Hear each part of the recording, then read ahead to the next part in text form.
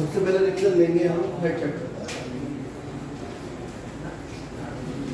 एक साथ सारे चैप्टर का रिवीजन करा दो। मान लीजिए दो इक्वेशन हमने ले ली, 3x + 5y = 7x + 3y = 2। ठीक है, तो याद रखिए a1 b1 c1।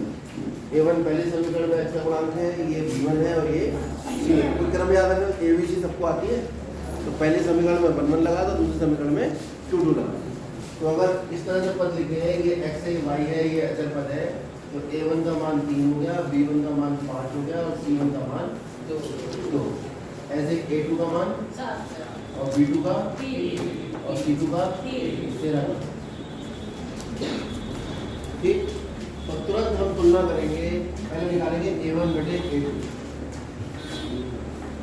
फिर निकालेंगे b1 बटे b2 और फिर निकालेंगे c1 बटे c2। ये काम आपको जो भी सवाल दो चरों में रैखिक समीकरण के होंगे उसमें करना होगा। पहला काम क्या है, a1 b1 c1 इनके मान निकालने के है स्टेप 1। स्टेप 1 सबको क्लियर हो गया? जिसको नहीं हुआ वो बता दो। यहाँ से शुरू करेंगे, x के गुणांक से a1, y का गुणांक b1 और z का गुणांक c1। ये a2, ये b2 और ये c2। दिमाग में क्लियर हो गया? सबको क्लियर हो गया? उसके बाद क्या करेंगे हम, a1 बटे a2 निकालेंगे, b1 बटे b2 और c1 बटे c2। निकालने का तरीका a1 बटे a2 बराबर a1 का मान a2 का। ठीक है, थोड़ा हल करने वाला मसला होता तो हम उसे काट के थोड़ा सिंप्लीफाई कर लेते। मान लो 4 बटे 8 होता तो 4 4 × 4 4 दूनी 8, मतलब सरल फॉर्म में हम उसे लिखेंगे। उसके बाद देखते हैं कि भाई कौन किसके बराबर है, कौन किसके बराबर नहीं है। यहाँ पे हम साफ साफ देख रहे हैं कि a1 बटे a2 जो है वो 3 बटे 7 है और ये 5 बटे 3, तो ये बराबर नहीं है किसके, b1 के। और अगर a1 बटे a2 b1 बटे b2 के बराबर नहीं है तो समीकरण निकाय के कितने हल होते हैं, अद्वितीय हल। कैसे होते हैं? अद्वितीय का मतलब होता है केवल एक हल। उसके अलावा निकाय कैसा होता है, संगत। तो दो तरह के सवाल में पूछता है कि बताओ मैं निकाय संगत होगा या हल किस तरह के होंगे। तो आपका जवाब निकल कर आ गया कि a1 बटे a2 बराबर नहीं है b1 बटे b2 के, तो हल अद्वितीय होंगे, निकाय संगत होगा और क्या होगी बात, और इनसे निरूपित रेखाएं जो होंगी, अब प्रतिच्छेद होंगे नहीं, ये कैसे पता लगेगा, रेखाएं जितने बिंदु पर काटती हैं उतने ही हल आते हैं। तो जब हमारे एक हल आ रहे हैं, इसका मतलब रेखाएं कितने बिंदुओं पर काट रही होंगी, एक बिंदु। हम शुरुआत ही यहाँ से करें। यहाँ से क्या रिजल्ट निकला, परिणाम। अगर ये स्थिति होती है तो क्या क्या परिणाम आएंगे, क्योंकि सवाल जो आएगा हमारा उसमें ये गिनतियाँ बदल जाएंगी बस, और तो कोई परिवर्तन नहीं होगा ना। बहुत महत्वपूर्ण बातें कर रहा हूँ ना। पेन नहीं मिल रहा है, तुम्हारा दूसरा पीरियड चल रहा है, स्कूल में तुम आए हो और तुम्हारा पेन अभी तक नहीं मिल रहा है, इसका क्या बेटा भबड़ जाएगा तो ढूंढ ले जल्दी से। चुरा लिया होगा किसी ने, मिल जाएगा तलाशी करवा देंगे। तो परिणाम क्या क्या निकले यहाँ से देख लो भाई। जिसने चुराया चुपचाप बैग इसके पेन के आसपास रख दो या सीट के नीचे डाल दो, अगर पकड़ लिया समझ लेना फिर आपके पास पहुंच जाओगे। परिणाम क्या क्या निकले, पहला परिणाम समीकरण निकाय से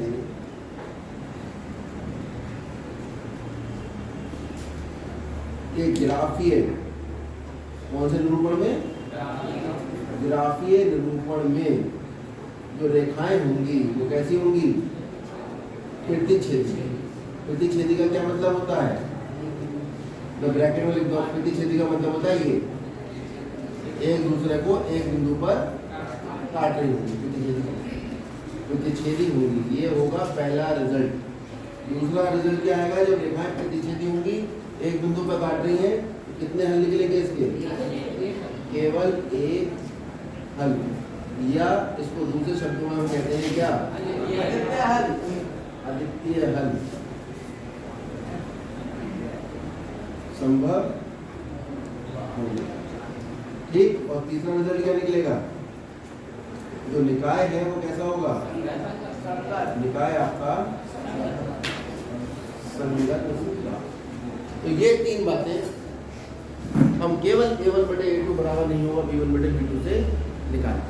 ऊपर सवाल बदलते रहेंगे, हम A1 बटे A2 निकालते रहेंगे, B1 बटे B2 निकालते रहेंगे। और अगर ये परिस्थिति आती है, हर सवाल में ये परिस्थिति आएगी, तो हम ये तीनों बातें इसके बारे में कह सकते हैं। या तो वो रेखा प्रति छेदी पूछ लेगा, या पूछ लेगा बताओ संगत है या नहीं, या कह देगा बताओ इसके कितने हल हैं। तो ऑब्जेक्टिव में तीनों ही इसके आंसर हो जाएंगे। अब दूसरी स्थिति पर बात करते हैं। दूसरा समीकरण, मान लीजिए समीकरण कुछ ऐसा है, 7x + 3y + 5 बराबर जी, और 14x + 6y + 9 बराबर जी। अब ये तो पता ही है कि ये A1 है, ये B1 है, और ये A2 है, और ये B2 है, और ये सबके दिमाग में है बात? नहीं। कहाँ दिमाग है तुम्हारा? इधर ध्यान दो। तो A1 बटे A2 अगर हम निकालेंगे तो कितना आएगा? देखो, जिसको ये वाली बात समझ में नहीं आई है, समझाने के लिए तो 1000 रास्ते हैं। A1 बटे A2 का मतलब जो x के गुणांक लिखे हैं उन्हीं को बटे में करके लिख दो। जिसकी कुछ समझ में नहीं आ रहा उसको ऐसे बता दिया। इससे आसान तो कुछ नहीं। अब सेकंड स्टेप पे आ जाओ। B1 बटे B2 कितना आएगा? और C1 बटे C2 कितना आएगा? 5 बेटा। इसको थोड़ा हल कर लो तो A1 बटे A2 का मान कितना आ गया? B1 बटे B2 का मान कितना आ गया?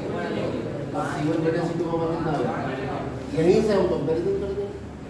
हम साफ साफ देख रहे हैं कि A1 बटे A2 बराबर है किसके, लेकिन ये बराबर नहीं है C1 बटे 5 बटे वगैरह लिख दिया।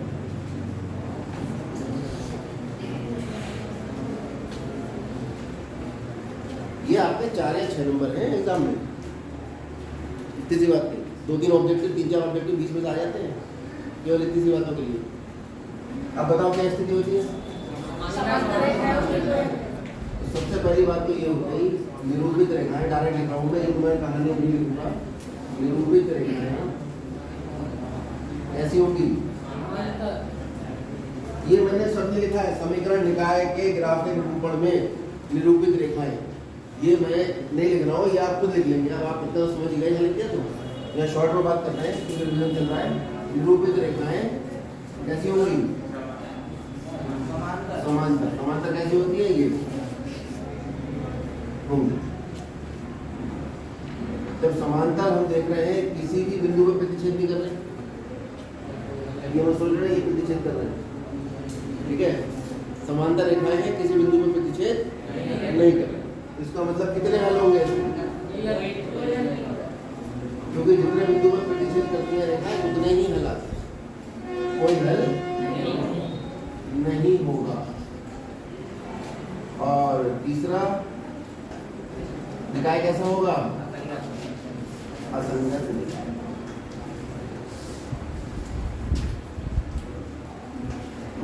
ऐसे समीकरणों को हम हल करने की कोशिश भी नहीं करेंगे। हल केवल इन्हीं समीकरणों को करा जाएगा जिसमें A1 बटे A2 बराबर नहीं होगा किसके? इन्हीं समीकरण को हल करना आपके कोर्स में है। उसके अलावा कोई और समीकरण को हल करना आपके कोर्स में नहीं है। मान लीजिए एग्जामिनर को गुस्सा आ जाए बोर्ड में, है ना, चाय में चीनी तेज हो जाए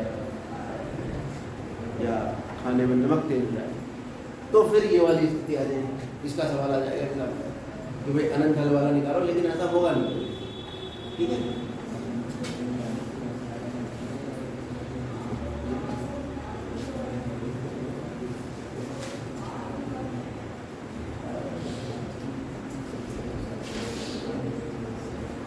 मैं निकालो A1 बटे A2 कितना है? B1 बटे B2, C1 बटे C2। देखो क्रम से लिख दिया मैंने। ये तो देखो समझने के लिए है, अगर समझ में आ गया बहुत अच्छी बात। कैसे निकालते हैं A1 B1 C1? जिसको कुछ समझ में नहीं आ रहा उसके लिए ये तो कोई बड़ी चीज नहीं। A1 बटे A2 कितना आ गया? B1 बटे B2, ये भी 1 बटे 2 आ जाएगा। और C1 बटे C2 कितना आ जाएगा? कॉमा से अलग कर रखा है मैंने, कभी से एक समझ लो। बच्चे बहुत भले हमारी क्लास के हिंदुस्तान में बच्चे बहुत भले। ठीक, तो A1 बटे A2 बराबर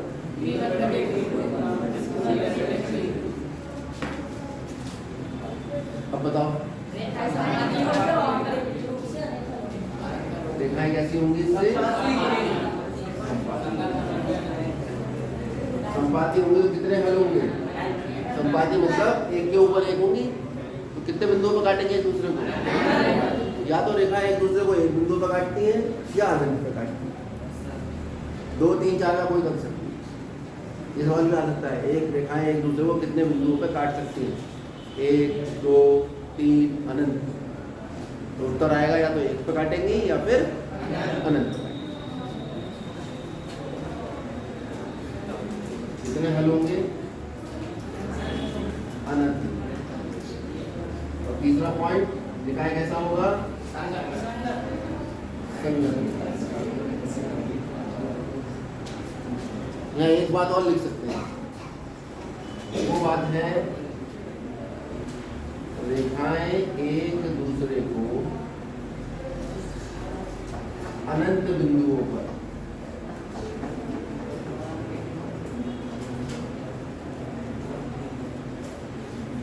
प्रतिच्छेद करेंगे। ये भी तो पूछ सकता है। इस वाले केस में बताओ कितने बिंदुओं पर प्रतिच्छेद करेंगी? बताओ। एक दूसरे को किसी भी बिंदु पर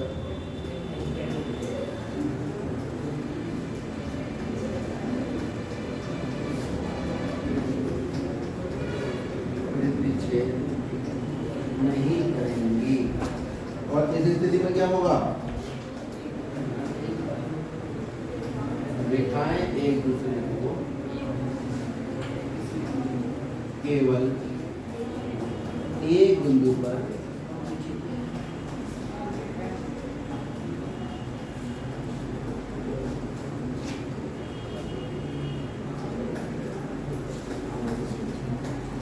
दिमाग में आगे बात। अब थोड़ा सा ऑब्जर्वेशन अपना बढ़ाते हैं। हमने यहाँ देखा 3, 5, 2, 7, 3, 13 दो समीकरणों में एक्स और वाई के गुणांक में कोई आपस में संबंध। यहाँ देखा हमने जब रेखाएं समांतर थी तो हमने देखा जो x के गुणांक y के गुणांक हैं, पहली समीकरण में x और y के गुणांक को 2 से गुणा किया गया है।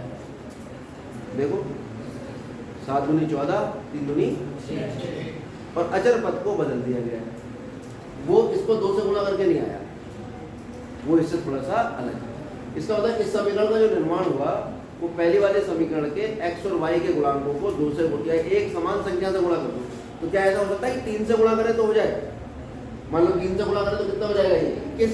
ये कितना हो जाएगा? 9। तो 3/9 कितना होगा? 1/3। और 7/21 कितना होगा? 1/3। अगर इसको हम 4 से गुणा करके इसको बनाने की कोशिश करें, 7 चौक 28, 3 चौक 12। जब a1/a2 b1/b2 निकालेंगे तो भी 1/4 1/4 है। इसका मतलब एक कॉमन बात निकल आई हमारी कि अगर दो रेखाएं समांतर हैं परस्पर, उनसे निरूपित समीकरणें जो हैं जो उन रेखाओं को निरूपित करेंगी उसमें x और y के गुणांक को किसी एक संख्या से गुणा करके दूसरे समीकरण बनाई जाती है और अचर पद को कुछ और लिख दिया जाता है। तो रेखाएं कैसी बन जाती है? ये वाली स्थिति आ जाती है। अब इसको जरा अध्ययन करते हैं। इसका अध्ययन अगर ध्यान से करें तो हम देख रहे हैं कि जो पहली समीकरण है उसके प्रत्येक पद को हमने 2 से गुणा कर दिया। 3 दूनी 6, 2 दूनी 4, 5 दूनी 10 और 3 से करके तो 3 3 9, 3/9 कितना होता? 1/3। फिर 3 से गुणा करते 6, 2/6 कितना होता? 1/3। 5 3 15 कितना होता? इसका मतलब जो दूसरी समीकरण आ रही है वो पहले समीकरण को किसी संख्या से गुणा करके आ रही है। ये नियम हर जगह लागू होगा। अगर दो समीकरणें ऐसी हैं कि एक समीकरण के सभी पदों को गुणा करके दूसरी समीकरण आ रही है तो आप ऐसी समझ जाइए कि वो संपाती होगी, उनसे अनंत है।